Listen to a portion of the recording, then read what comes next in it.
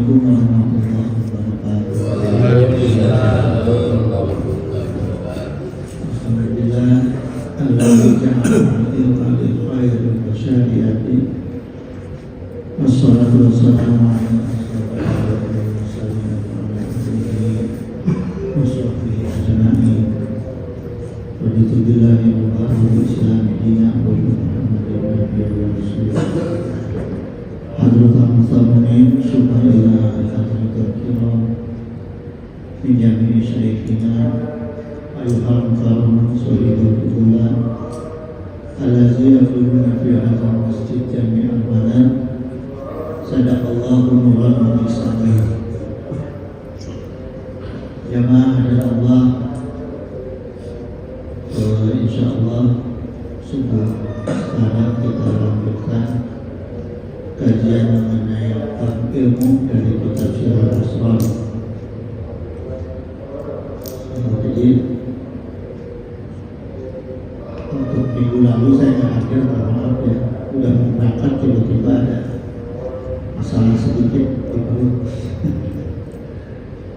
Habis makan apa namanya, pempek, cukanya kelebihan kayaknya. Jadi jamaah sedikit cerita ini. Insya Allah ketika saya mengisi pengajian seperti di Majelis Jami Amanah, ini gara-gara ada yang nanya sama saya. Jadi insya Allah saya akan memberikan materinya itu lebih terang dan lebih detail, dan tidak akan sepotong-sepotong sampai tuntas gitu dalam setiap babnya, dalam setiap tema. Kenapa kok bisa? Jadi sebetulnya saya nggak suka dibanding-bandingkan dengan ustaz yang lain. Cuma ketika ada yang nanya kok bisa? Pertama gini jemaah, karena kebutuhan ilmu itu kan antara jemaah dengan saya sama. Maka ketika saya membuat mutola'ah, kepentingannya untuk diri saya, sehingga harus terang dan detail untuk saya mengerti, saya pahami, supaya bisa saya amalkan. Kalau duduk di sini kan sekedar sunnah aja, tapi wajibnya kan saya harus paham ilmu itu untuk kepentingan diri saya sendiri. Jadi gitu jemaah pertama, ya. Ya beda kalau orang yang tujuannya cuma untuk jualan, ya pasti beda. Yang kedua, karena saya memang insya Allah sudah nggak mikirin tolak duduknya. Jadi waktunya itu kalau mungkin ada istri saya itu di pengajian ibu kemarin saya jelaskan, ibu silakan tanya istri saya. Kerjaan saya sehari-hari itu megang HP sama kitab. Kita buka simpen di HP, kita buka simpen di HP di mutola'ah, ya. Jadi fokus. Gitu zaman. Jadi apa namanya, pada intinya ya memang perlu waktu yang luas, yang longgar ya untuk mutola'ah ilmu itu. Dan otak tuh jangan ada pikiran-pikiran dunia lah. Nanti salah niat, ya. Gitu jamaah. Jadi minggu sekarang kita lanjutkan. Karena minggu lalu itu kita udah mencapai apa namanya, kajian bahwa orang yang mencapai ilmu hakikat yaitu orang yang penguasaan dan pengamalan ilmu fikih, ilmu tauhid dan ilmu tasawufnya seimbang. Itu yang pertemuan lalu, ya. Nah sekarang subuh hari ini kita kupas aneka ilmu. Ini bahasa saya aja, aneka ilmu yang sesungguhnya mengantar kita sampai kepada ridha Allah. Jadi kita akan kupas ilmu apa saja, ya. Nah berkata Syekh Abdul Qadir Al-Jalani di kitab Syiar Asrar, wala yuda min usuliha kulihati. Jadi keempat ilmu itu, yaitu ilmu syariat, ilmu tarekat, ilmu makrifat dan ilmu hakikat, ya, yang sesungguhnya harus dikuasai oleh manusia semuanya, terutama oleh umat Islam, ya. Jadi 4 ilmu ini teman yang memang sampai kepada ridha Allah, nggak boleh sebagian. Jadi ilmu syariatnya, fikihnya, ini ada bab fikih di dalamnya, ada ilmu fikih di dalamnya, kemudian ilmu tarekat, ilmu makrifat dan ilmu hakikat. Jadi 4 ilmu ini mencakup dalam fondasi Islam, akidah, syariah, akhlak. Ya. Pecahannya 4 ilmu ini. Ya.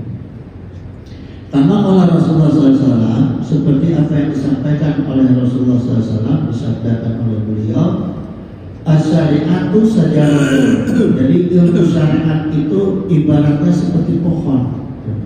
Ya.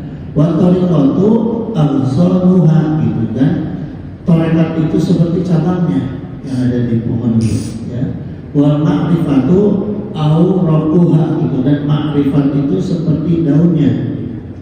Wal haqiqatu asmaruha, gitu, dan hakikat itu, ilmu hakikat adalah buahnya. Ya.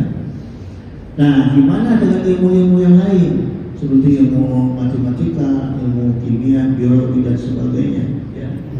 Jadi begini jamaah, ada 2 hukum menuntut ilmu. Ya, ini hukum menuntut ilmu. Pertama yaitu hukum fardu ain, yang kedua adalah hukum fardu kifayah. Nah, jadi dalam hal menuntut ilmu agama termasuk yang 4 tadi, ya, itu termasuk fardu ain, wajib yang tidak boleh ditolak. Itu ilmu agama, ya. Jadi tidak boleh, tidak harus menuntut ilmu agama. Nah, ilmu-ilmu umum, ilmu yang lainnya itu termasuk fardu kifayah. Ya, fardu juga, gitu. Jadi fardu juga, tapi kifayah tidak boleh ditinggalkan. Gitu.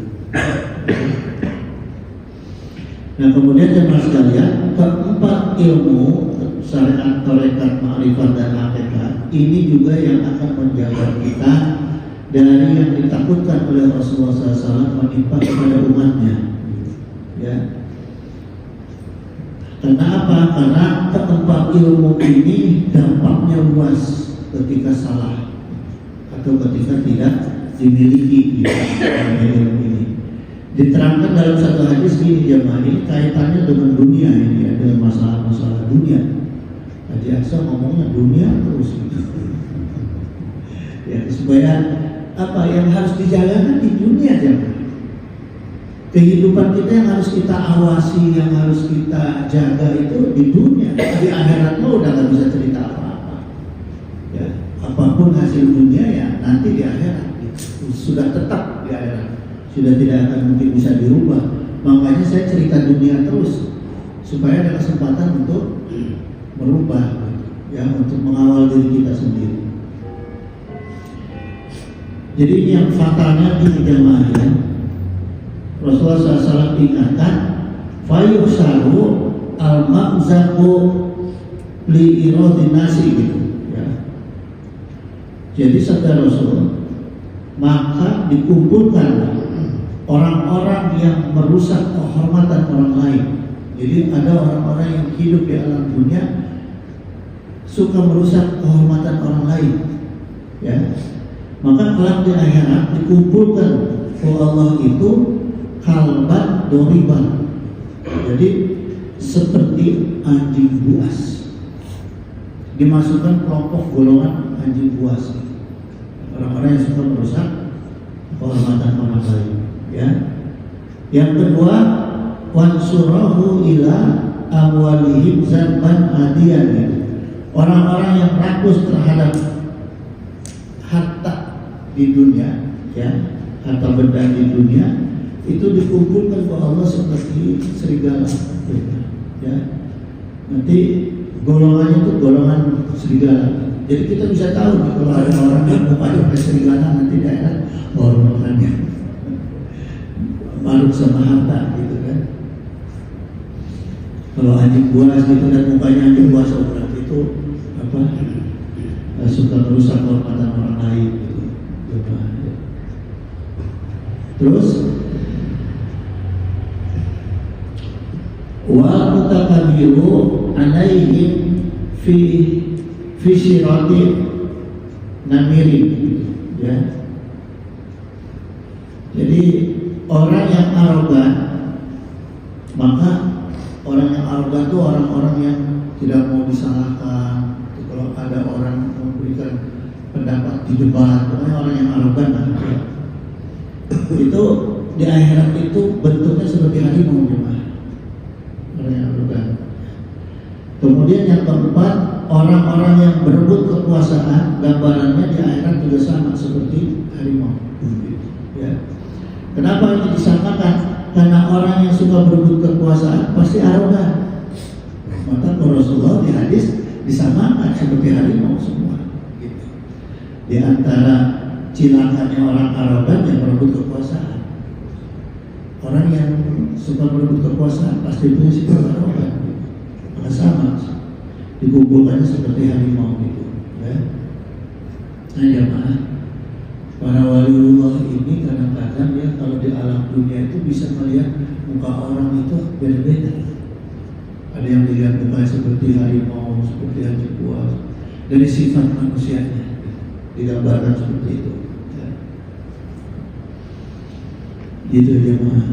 Nah ini empat sifat ini, ya, seperti misalnya merusak kehormatan orang lain, ya, menjadi orang yang tamak, ini hati-hati, ya. Karena apa? Karena dia, yang saya perhatikan ini ya, wallahu a'lam bishawab, saking tamaknya orang itu sampai kuburannya aja dibikin mewah. Ada ya? Ya. Yang kuburannya dibikin mewah, dikasih bunga-bunga, habis itu dicium-ciumin, ya. Bukan nggak boleh baca sholawat di depan kuburan, boleh. Cuma kalau sudah seperti itu, jadi berlebihan lagi, akhirnya merusak apa? Akidah umat, seolah-olah yang kita butuh itu ada di kuburan. Digiring umat dibawa untuk ibadah di hadapan kuburan. Udah gitu dimewah-mewah, kan itu ada dampak psikologis, ya. Itu nggak boleh itu. Jadi menggiring umat supaya syirik terhadap kuburan dan merusak akidah, ya. Kalau di keluarga kami itu kuburan itu beda hadapnya. Jadi kuburan itu tidak menghadap kiblat. Jadi kalau orang mau ziarah menghadap kuburan. Tapi kalau mau sholat, mau doa apa ya ke belakang, membelakangi ke kiblat kanan. Gitu ya, Pak, ya. Jadi hati-hati lah. Kalau orang-orang yang seperti itu tinggalin aja, walaupun gelarnya apapun ya. Gelarnya apapun, ulama apa macam-macam, habib segala macam. Tapi kalau ngajaknya udah ke kuburan yang disalahgunakan, udah tinggalin aja, ya. Karena itu tujuannya fulus juga, ya. Ropak kuburan itu nanti. Itu jangan sekalian. Nah kemudian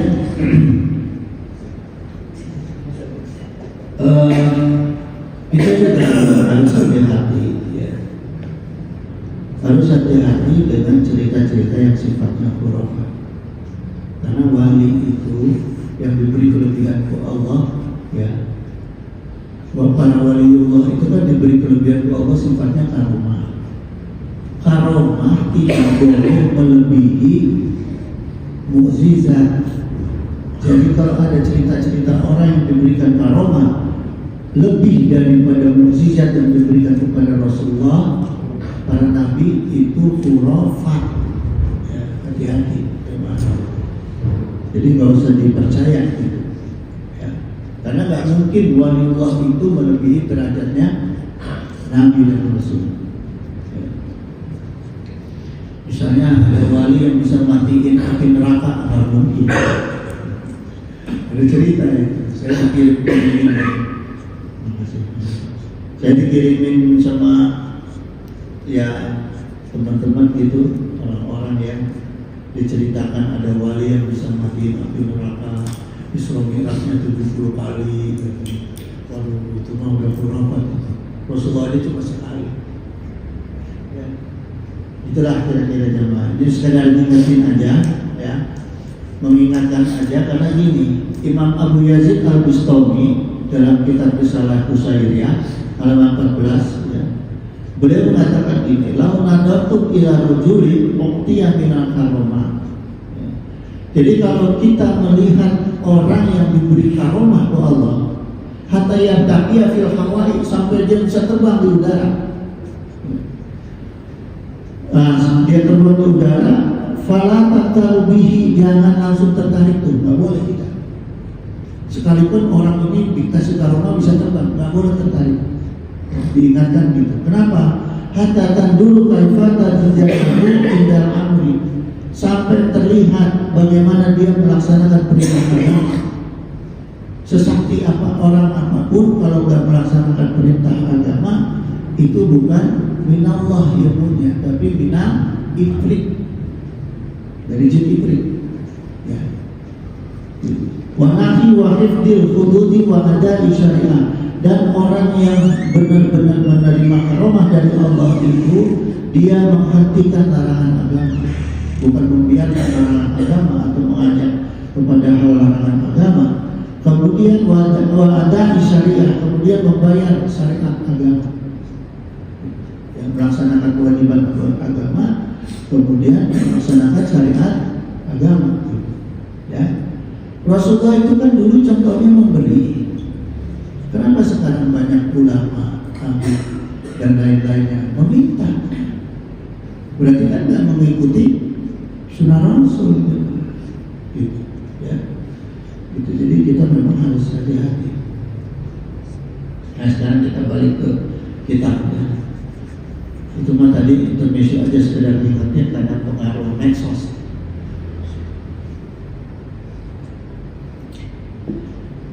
Syekh Abdul Jalani menjelaskan, wal Qur'anu jami'un bi jami'i haq. Al-Quran itu sudah mencakup keempat ilmu, baik itu tarekat, ya, hakikat, syariat, keempat ilmu tadi. Maka Al-Quran itu kitab suci yang sesungguhnya, jemaah. Karena nggak ada kitab suci lain yang mencakup keempat ilmu. Ya. Nah, Al-Quran itu maka bisa diuji dengan cara apapun. Ya. Misalnya gini, Quran diuji, jemaah yang sekarang kita pahami. Di dalam Quran itu ada bidilah. Bidilah itu bidilahi wal isyarati tasyiron wa ta'wilan. Jadi bidilah itu kalau dalam bahasa Arabnya itu bisa sering kita maknai dengan dalil. Ya. Jadi di dalam Al-Quran itu ada dalil, jemaah, isinya, ya, dalil dan isyarah dalam Al-Quran. Jadi bisa itu, bisa dibuktikan, ya, diuji Al-Quran itu dengan dalil-dalilnya dan isyarah-isyarahnya. Karena kitab suci harus punya dalil, harus menjadi dalil, harus juga memiliki isyarah. Kalau nggak bisa dinamakan kitab suci, ya. Namanya buku pelajaran. Bahkan buku pelajaran aja bisa jadi dalil, ya. Nah, baik secara tafsir, ya, maupun secara takwil. Ya, ini Quran. Ya, jadi kalau kita memahami kitab suci itu enak, ya. Di Quran itu isinya dalil dan isyarah yang bisa ditafsir dan bisa ditakwil. Ini Al-Quran, ya. Jadi gini, jemaah, dalil itu atau dalam bahasa kitabnya Dilalah, ya, mengenai semua petunjuk, isinya dalil mengenai semua petunjuk perintah dan larangan Allah, ya, atas ibadah dan muamalah manusia, itu dalil, ya, petunjuk, ya. Jadi dalil itu dalalah ya dulu, itu artinya petunjuk, ya. Jadi kalau orang bilang dalilnya mana, petunjuknya mana, artinya itu, ya. ya. Nah, petunjuk tentang apa di dalam Al-Quran? Perintah dan larangan Allah. Kemudian tentang ibadah-ibadah Allah ke manusia, ibadah-ibadah manusia dan muamalah manusia, ya. Itu isinya dalil-dalil dalam Al-Quran. Nah, kemudian isi isyarah di dalam Al-Quran, ya, ini untuk mengisyaratkan, isyarah itu dari isyarat, ya, untuk mengisyaratkan sesuatu yang menunjukkan ilmu, itu isyarat, ya, di dalam Al-Quran. Maka di dalam Al-Quran itu isinya ada ilmu, baik itu ilmu sains, ilmu pengetahuan, ilmu sihir, ilmu adab, ilmu ibadah, semua macam ilmu ada di dalam Al-Quran dan diisyaratkan oleh Allah. Makanya di Al-Quran itu tidak tuntas ilmu itu, tidak menjelaskan seperti apa wudu yang detailnya, karena sifatnya isyarah ilmu itu di dalam Al-Quran. Kenapa Allah berikan seperti itu? Supaya Nabi dan Rasul punya kerjaan. Kalau detail diturunkan ke Allah Al-Quran, Nabi dan Rasul kerjaannya apa? Sama dengan pendai, ya kan? Makanya Nabi dan Rasul itu diberikan ilmu-ilmu lain tambahan. Makanya ada hadis. Jadi Quran sifatnya ilmu itu sebagai isyarat supaya Nabi dan Rasul bisa berfungsi sempurna. Diturunkan lagi ke ulama. Maka ada tabi'in, ada ijma, ada qiyas. Nah, itulah keaslian kitab suci dan baik. Kalau kitab suci nggak bisa menjadikan nabinya berfungsi dengan baik, itu namanya bukan kitab suci. Dan kitab suci itu harus berfungsi sampai ke akhir zaman. Ya. Kalau dituntaskan Al-Quran, kitab suci bisa nggak dipakai untuk sampai akhir zaman? Nggak bisa, ya. Kadang-kadang manusia udah cukup. Ya. Sekolah kalau udah selesai yang dicari ilmu lagi apa? Kerja. Kalau Quran enggak. Nggak bisa Quran selesai Quran untuk pakai kerja. Makanya Al-Quran itu jangan dipakai untuk perkara dunia, gitu. Karena nggak bisa mengangkat dia di akhirat nanti. Ya, itu jemaah. Jadi Quran itu ada bentuknya isyarat terkait dengan ilmu itu, ya. Makanya gini jemaah, ada isyarat dalam bahasa Quran itu ada yang bentuknya misalnya isim muzakkar, ya. Itu yang sifatnya misalnya hazard, di depannya itu isim muzakkar gitu, ya. Kemudian ada misalnya untuk yang menunjukkan kata jauh zalika, misalnya itu kan di Al-Quran, ya. Misalnya gimana? Satu contoh aja nih, ya, supaya kita lebih enak memahami Al-Quran. Ada kalimat zalikal kitabu la raiba fihi hudal lil muttaqin. Nah, ini di depannya apa? Zalika ini isim isyarat bentuknya. Gitu ya. Jangan kesini dulu, ini babnya lain nanti. Ya, ini ke nausorot, jangan masuk ke nausorot dulu. Gitu jemaah, ya. Jadi kita tahu di dalam Al-Quran ada dalil, ada syarat, ya. Pokoknya ayat, kemudian Syaikhul Qadir Jailani berkata lagi dalam kitab ini, qala sahibul majma'i rahimahullah ta'ala.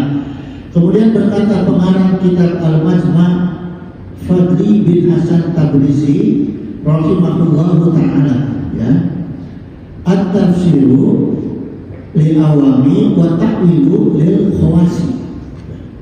Jadi tafsir itu jamaah untuk orang-orang yang awam.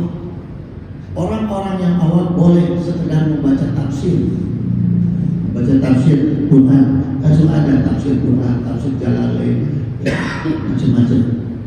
Kemudian takwil itu, ya, untuk orang-orang yang khawasi, untuk orang-orang yang khawas takwil, ya. Jadi maknanya gini jemaah, Setelah saya mutalaah, tafsir itu secara bahasa ya, bermakna untuk membuka sesuatu, mengupas sesuatu yang belum dimengerti secara dalam, maka itu ditafsir. Maka perlu ada ilmu tafsir ya. Quran nggak bisa kita sekedar baca langsung ngerti, nggak bisa. Perlu ada tafsir ya. Nah, ini untuk orang awam boleh baca tafsir. Tapi untuk orang khawas, setelah Quran ditafsir, ditakwil. Jadi penafsir-penafsir kitab itu jangan salah jemaah. Ya, kalau tafsir ulama-ulama dulu itu sendiri mentafsir Al-Quran karena memahami berbagai macam ilmu agama, mulai dari nahwu sorof, balaghah, semua ilmu dikuasai baru bisa mentafsir Al-Quran. Ulama dulu. Ya, sekarang ada tafsir yang namanya tafsir tafsir Al-Misbah ya, tafsirnya Quraisy Shihab. Beliau itu Pak Quraisy Shihab, Kiai Quraisy Shihab itu tidak menafsirkan sendiri dengan tim ya, jadi kalau untuk tafsir Al-Misbah itu tim ya, itu bisa, kalau kita bisa lihat kalau perbandingan tafsir nanti ceritanya lain, saya juga belum masuk ke sana, baru kulitnya aja gitu ya. Nah, makanya perlu ditakwil tafsir itu ya. Takwil itu artinya yang sudah ditafsir, makna kata takwil itu ditinjau ulang, setelah ditafsir dikaji ulang gitu ya. Makanya kalau orang yang pernah S2, S3 tuh kan ada penguji tesis, disertasi itu kan ada penguji, ayo bolak-balik, kira-kira seperti itu gitu ya, antara tafsir dan takwil. Jadi nggak bisa memaknai Quran cuma dengan mengerti nahwu sorof aja, nggak bisa ya. Kemudian jemaah, ulama yang menguasai dan mengamalkan ilmu yang empat tadi ya, syariat, tarekat, hakikat ya. Li'anna humul ulama'u rasikhuna. Jadi kata Syekh Abdul Qadir Jailani ya, ulama-ulama yang menguasai empat ilmu tadi adalah ulama yang disebut ulama rusuh. Rusuh ya, kata khok ini rusuh gitu ya. Wa makna rusuh hisabatu wal istiqraru wal ihtikamu fi ilmi. Jadi rusuh itu adalah kuat mananya, kuat, kokoh dan teguh dalam mengemban ilmu. Jadi orang-orang ulama rusuh itu orang yang sudah kokoh dan teguh dalam mengemban ilmu. Ilmunya memang benar-benar bukan untuk tujuan lain kecuali keselamatan dan ridho Allah ya. Kasajaratin nakhli asluha sabitum fil ardi gitu. Seperti pohon korma.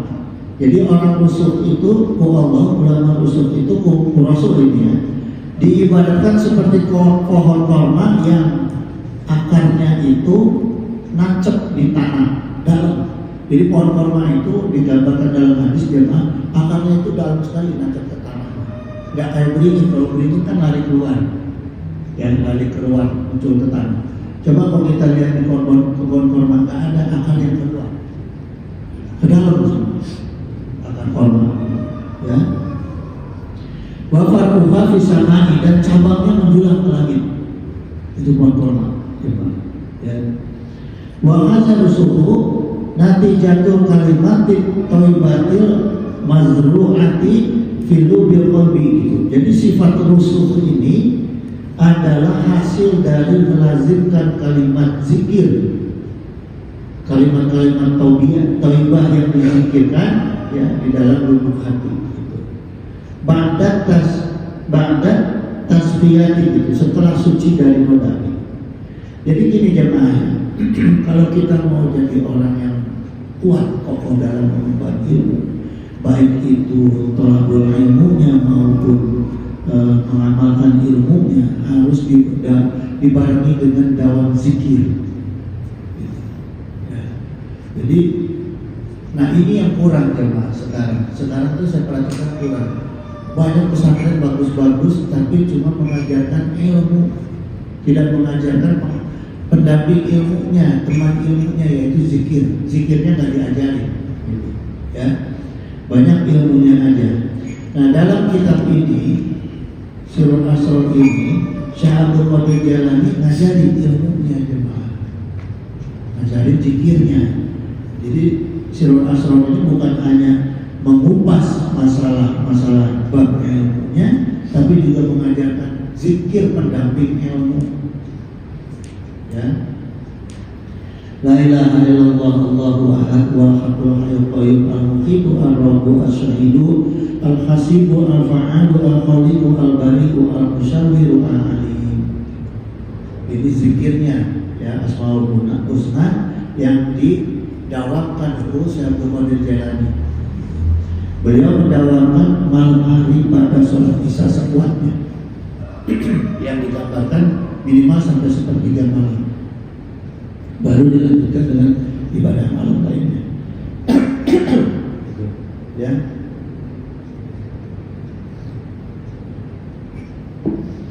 Kemudian terkait makna rusuh, Syekh Abdul Qadir Jailani menjelaskan dengan kupasan dalam bahasanya. Waqad atafaqallahu ta'ala. Emang benar-benar jemaah ya, saya membaca kitab ini isinya ilmu semua, ada ilmu. Ya. Sampai semua ilmu masuk di sini. Di sini perkataan Syekh Abdul Qadir Jailani, waqad atafaqallahu ta'ala.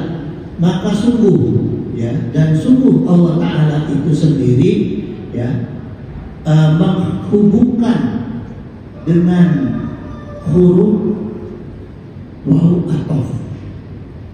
Jadi dijelaskan ciri atau kegunaan satu huruf di dalam Al-Quran, yaitu huruf wawu atof. Ini dijelaskan Syekh Abdul Qadir Jailani, ya,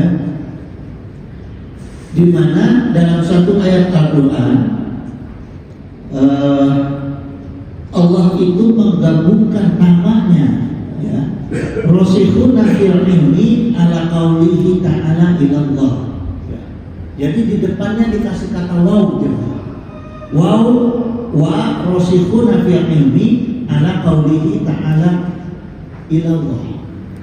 Di sini jelaskan rasikhuna fil ilmi, orang yang mendalam ilmunya, artinya nih, rasikhuna fil ilmi, orang yang mendalam ilmunya, dan di depannya dikasih dan. Wawnya itu waw atof, jadi disambung dengan huruf dan, kata dan kalau bahasa Indonesia. Dan orang-orang yang mendalami ilmunya itu bersama ala qaulihi ta'ala illallah. Ya. Jadi pada lafaz illallahnya itu disambungkan dengan waw atof jemaah. Ya. Maknanya apa? Nih secara nahwunya, ya. Al-wawu yaitu huruf wawu wa hiya lil mutlaqil jam'i gitu, ya. Wa hiya lil mutlaqil jam'i gitu. Jadi huruf wawu itu untuk mengumpulkan secara mutlak tanpa urutan. Jadi kalau ada digabung dengan huruf wawu itu enggak berpisah kata yang pertama dengan kata yang kedua, itu jemaah. Jadi gambar inilah ya, orang yang mendalam ilmunya dijelaskan di dalam Al-Quran hubungannya dekat dengan Allah karena digabungkannya dengan huruf waw atof. Digambarkan dalam Al-Quran orang yang mendalam ilmunya itu hubungannya dekat dengan Allah tanpa jarak. Ya. Jadi kalau ada kosakata satu dan kosakata dua disambungkan dengan huruf waw di depannya atau di tengahnya, itu menggambarkan benda yang satu atau dengan benda yang kedua itu hubungannya dekat menempel, ya. Maka kita lihat di dalam surat Ali Imran ayat 7, wa may ya'lamu ta'wilahu illallahu wa rasikhuna fi 'ilmi, ya. Tidak ada yang mengetahui takwilnya melainkan Allah dan orang-orang yang mendalami ilmu Allah. Itu jemaah, ya. Gitu. Jadi artinya juga begini jemaah, para waliullah, orang-orang yang dekat dengan Allah itu jaraknya itu nggak akan jauh dari Allah. maka istajab doa. Ya, itu jemaah. Jadi orang-orang yang dikasih kemampuan untuk mentakwil Al-Quran itu hanya orang-orang yang dekat dengan Allah. Makanya ketika kita thalabul ilmi, jangan jauh dari Allah. Jadi syarat thalabul ilmi supaya dapat manfaat ilmu tidak boleh jauh dari Allah. Caranya gimana? Barengi dengan zikir, jemaah. Kita juga harus mau dalam zikir. Jangan cuma thalabul ilmu yang penting datang ke majelis, menggugurkan kewajiban thalabul ilmu, gitu. Ya, harus punya manfaat. Dan manfaat lainnya yaitu harus dibarengi dengan zikir. Ya. Ala ahadil aqwali. Ya, ini menurut salah satu pendapat, qala sahibul tafsir kabiri. Pengarang kitab tafsir Al-Kabiri berkata gini, lau futiha jazal babulang fatahat abwabul batini, gitu. Kalau pintu rusuk, jika pintu rusuk ini sudah dibuka ke Allah, artinya orang-orang yang sudah kuat mengemban ilmunya yang dibarengi dengan zikir sudah dibuka dengan Allah, maka Allah akan membukakan semua pintu makna batin. Itu ya. Makanya para wali Allah itu punya kelebihan ilmu batin, dibukakan ke Allah ilmu batinnya, gitu. Ya, bisa melihat ini, bisa melihat yang tidak dilihat ke manusia yang lain, bisa. Ya, karena dia memang sudah masuk ke dalam pintu rusuk, ke alam rusuk, kuat dalam ilmunya, dibarengi dengan kuat dengan zikirnya. Ya. Orang-orang yang benar itu jemaah, para ulama dulu, para waliullah dulu itu ada waktu-waktu yang digunakan untuk uzlah, ya, untuk masuk ke dalam kamar, gitu. Ya, itu jemaah. Nah, orang yang benar dalam thalabul ilmi dibarengi dengan zikir tadi, ya, dengan yang sudah sifatnya rusuk tadi, maka ilmu batinnya akan seger.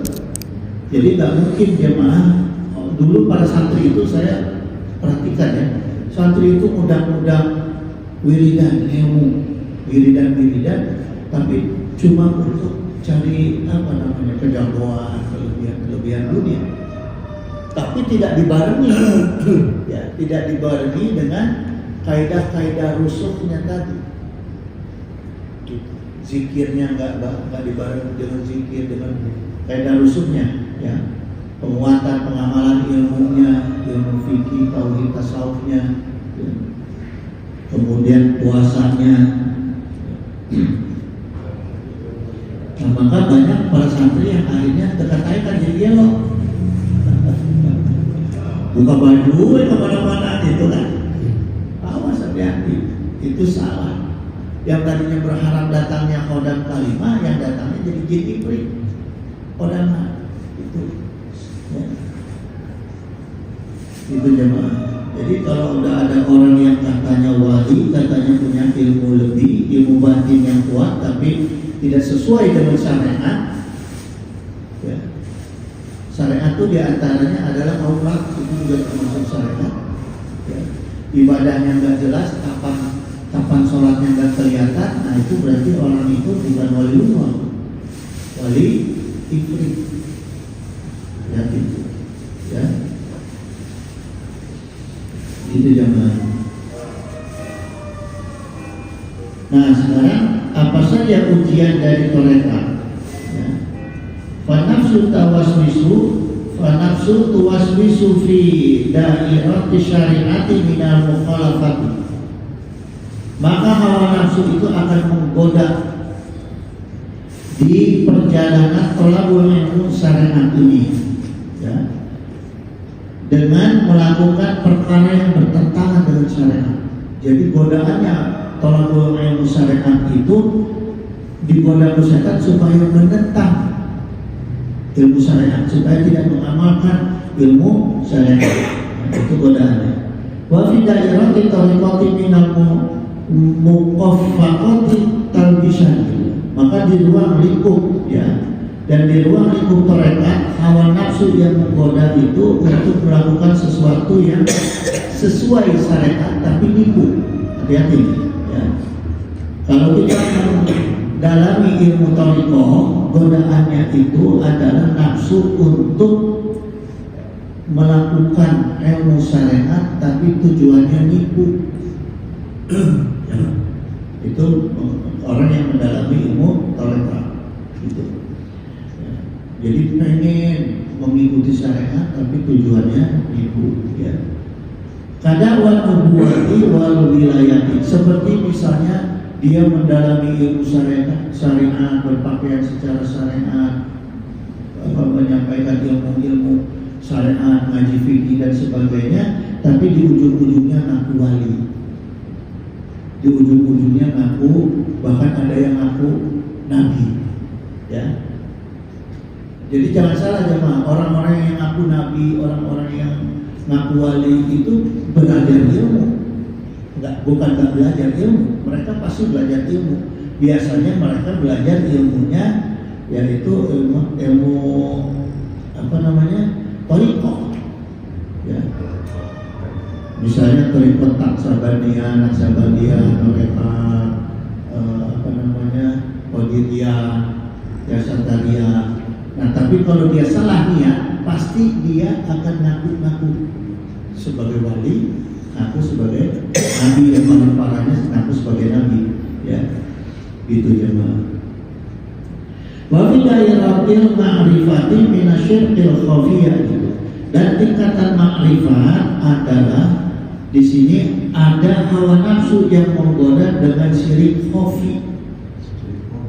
Syirik khafi ya. Jadi orang yang mengaji makrifat itu godaannya bentuknya itu adalah syirik khafi, syirik yang disembunyikan, itu namanya syirik khafi ya.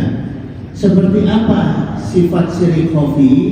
Seperti salah satu contohnya adalah riya. Orang yang riya merasa diri hebat ya, kemudian pengen dipuji, sum'ah. Putar-putar ya jemaah ya. Saya suka lihat ada kiai yang ciumnya bolak-balik gitu, bangga dia. Saya mau putar-putar sieun. Takut saya mau dicium tangan sampai ke bolak-balik, saya takut. Takut kemana? Ke hati kita. Cium tangan sekali aja kita udah dihormati. Ya kan, merasa dihormati, dicium tangan sekali aja merasa dihormati. Coba kalau anak biasa cium tangan sama kita, budaya timur nih, kemudian anak nggak cium tangan, marah nggak kita? Ngambek gitu. Berarti ada apa? Ada rasa aing teh bapak, saya lebih dari kamu. Apalagi ini cuma sekedar santri, cium tangan bolak-balik. Nah, itu termasuk syirik khafi. Bukan nggak boleh, boleh ngalah barokah boleh. Ini mah untuk kitanya. Ya, untuk si kiainya. Kalau santrinya wajar lah ngalah barokah dan memang ada barokah. Cuma masalahnya bagi si kiainya, kalau kebiasaan begitu ujung-ujungnya dia jadi syirik khafi, tabul jadinya. Gitu. Ya, cek bahasa Sunda tak aina. Ya.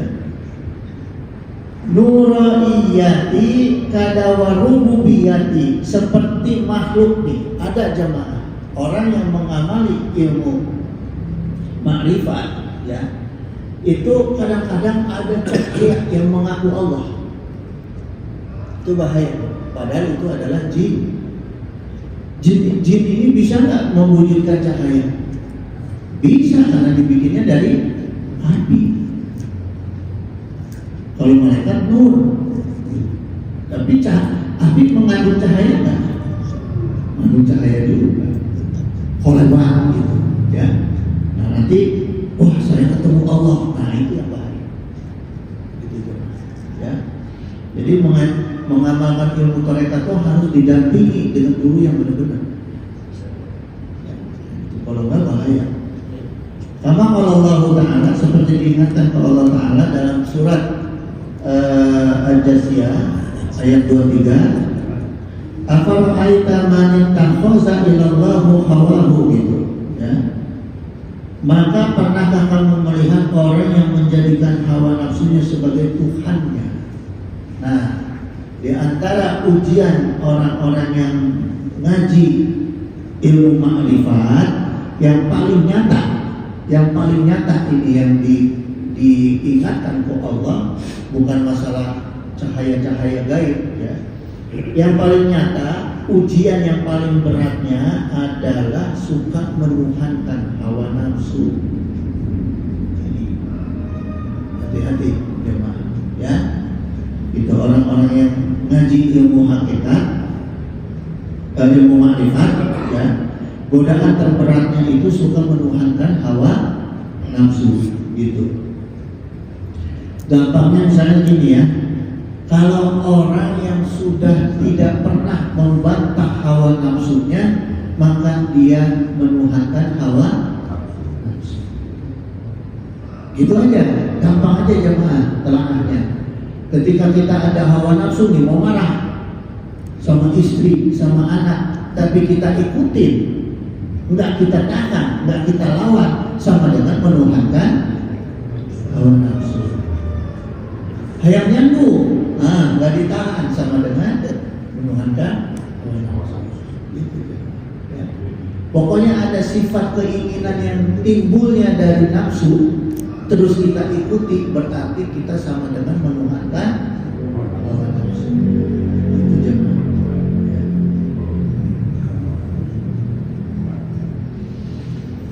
Kemudian selanjutnya jemaah berkata Syekh Abdul Qadir Jailani, wa amma dairatul haqiqati, adapun di ruang lingkup hakikat, fala madkhala fiha li syaitani wa nafsi walal malaikati gitu. Maka tidak bisa masuk bagi setan, bagi nafsu, dan tidak juga malaikat ya ke alam hakikat. Jadi nafsu, setan, bahkan malaikat aja nggak bisa masuk ke alam hakikat, saking tingginya alam hakikat, saking mulianya alam hakikat ya. Li'anna ghairallahi ta'ala yahtariku fiha, karena selain Allah Subhanahu wa ta'ala semua makhluk akan terbakar yang masuk ke alam hakikat ya. Kama qala Jibril alaihissalam, ya seperti berkata Jibril alaihissalam, lau danautu unmulatan lah taraktu gitu. Andai aku masuk seujung jari aja pasti terbakar ke alam hakikat gitu. Coba malaikat Jibril aja nggak bisa masuk ke alam hakikat kecuali manusia yang punya ilmu hakikat, yang ngaji ilmu hakikat ya. Fayu khalasul abdu inda izim minal khosimainin nafsi wasaitoni gitu. Maka di sini derajat malaikat itu ya,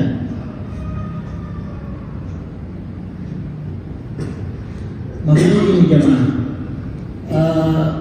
orang-orang yang mencapai derajat hakikat itu dia akan selamat dari pertarungan dengan setan dan hawa nafsu.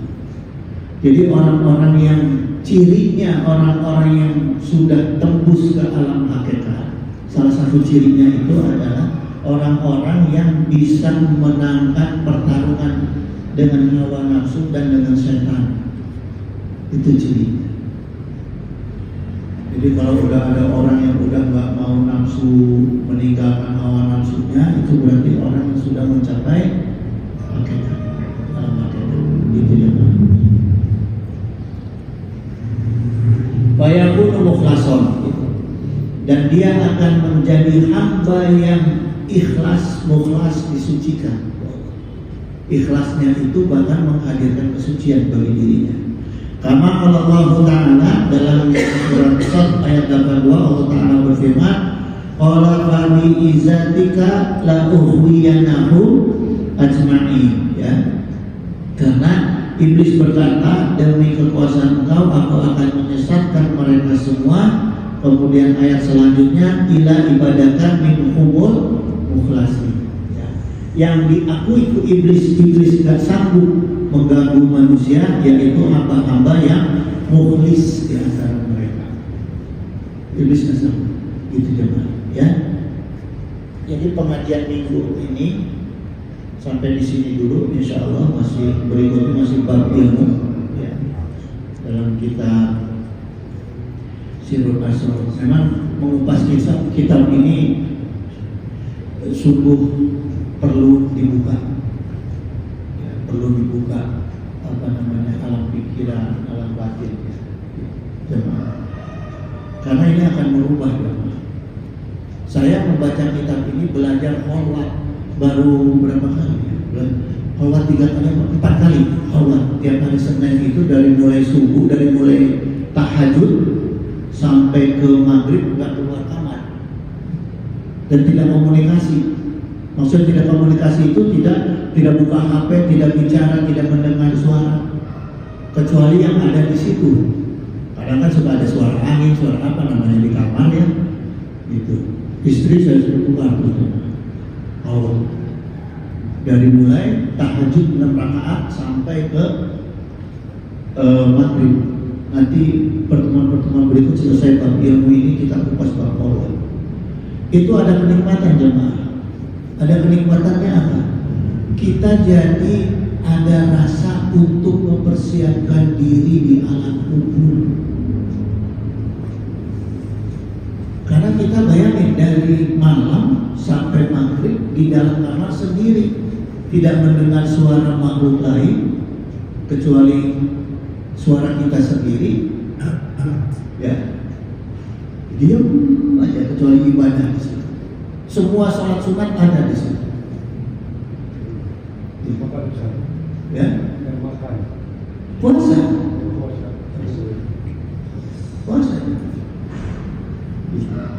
Sahurnya ya sebelum tahajud. Di situ langsung tahajud, masuk kamar sampai malam. Enak jemaah. Enaknya apa ya? Kita rasanya yang begini aja kenikmatannya kayak gini. Ya. Artinya gini jemaah ya. Di dalam kesendirian itu bersama Allah itu ada kenikmatan ternyata. Kita di dalam kesendirian kemudian bisa merasa bersama Allah, itu jauh kenikmatannya. Dan itu sesungguhnya kan akan kita hadapi nanti di alam kubur. Di alam kubur kan kita akan sendiri. Nah, bisa kita rasakan nikmat kalau bersama Allah. Latihannya kholwat. Ya, itu jemaah, nanti kita kupas bab itu lebih jauh lagi. Inna musayyikum qalbun kita wa ta'ala subhanaka Allahumma wa bihamdika asyhadu an la ilaha illa anta astaghfiruka wa atubu ilaik. Wallahul muwaffiq ila aqwamit thoriq. Wassalamualaikum warahmatullahi wabarakatuh. Allahumma shalli wa barik ala sayyidina Musyafi'ina wa Muhammad wa sallim radhiyallahu ta'ala an sayyidina Rasulillah ajma'in. Amin ya Allah ya Rabbi da'wati sa'idin. Allahumma inna nas'aluka min ni'matika mamaha wa min 'ismati dawamaha wa min rahmati subhanaha wa min 'afiyati usulaha wa min 'aishi al-qawdah wa min umuri asadah wa min ihsani adama wa min in'ani a'ama wa min fadli 'azaba wa min nufi anfa'a. Allahumma kun lana wa la takun 'alaina. Allahumma khtim bi sa'adati ajalana wa haqqq bi ziyadati amalana wa khrum bil afiyati buduwana wa asalana wa zawina rahmatika masyirana wa ma'adana wa subasika bil aqda ala zulubina wa muna alaina bi islahi uyubina wa za'ali taqwa zawdana wa fi dinika istihadana wa alaika tawakkulana wa a'timadana wa thabitna ala nahbil istiqamah wa izna fid dunya min musibatina dafatil yawma qiyamah wa fi ala sitna awzar wa subna aisyata akbar wa fina wa sifana sarar asrar wa aqil biqawabana wa litawba abaina wa ummahatina wa ikhwanina wa walidina wa asuratina wa وزوجاتنا برحمتك يا عزيز يا جبار يا شكر يا حليم يا جبار يا الله يا الله يا رحمن يا رحيم يا ارحم الراحمين انك على كل شيء قدير وبذلك قدير. اللهم اعز اسلامنا والمسلمين اللهم انصر اخواننا المسلمين اللهم انصر مجاهدنا في فلسطين اللهم انصر مستضعفين في فلسطين وفي بلد الشام وفي كل مكان ووقت. اللهم احرق الكفرة المشركين اللهم دمر اليهود وشتت شملهم وفارق جمعهم.